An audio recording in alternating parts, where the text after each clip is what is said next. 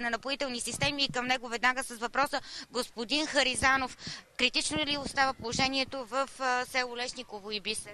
В село Лешниково и в село Бисер положението е критично. За съжаление, към момента екипите и техниката, които са изпратили там, не могат да бъдат полезни, тъй като нивото на водата е изключително високо. По сведения от нашите представители там, къщите в ниската част на село Бисер са заети до втория етаж.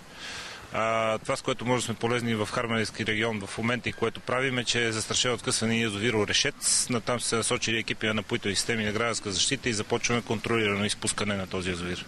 За да не се стигне отново до наводнение на близкото село, така? Да, това е, което може да направим към момента. Така, съобщихме вече, че язовирите Ивайловград и Студен кладенец също се изпускат контролирано, но да ви попитам за дигите, тъй като опасността идва именно от дигите, така ли е? Опасността идва и от дигите, след като се повиши нивото на водите в речните корита. За момента нямаме сведения за диги, които са заляти и изпусти, освен тези, които са в село Бисер. А колкото до язовирите, започва контролирано изпускане на язовири в Бургаския регион. Това са Порой, Ахелой, Трояново и Барган. Имахме древен технически проблем на язовир Красноселци, който е в района на Омуртак, но проблемът там вече е отстранен. Но господин Харизанов, това, което ми казвате, е доста опасно. Много язовири в страната в момента са в някакво критично състояние. Какви са тези язовири? Чия собственост са?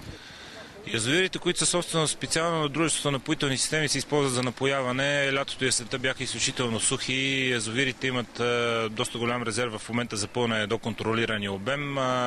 Проблемите, доколкото може да има такива, с така речите микроязовири, които в повечето случаи са общинска собственост и не се стопанисват и поддържат ежедневно.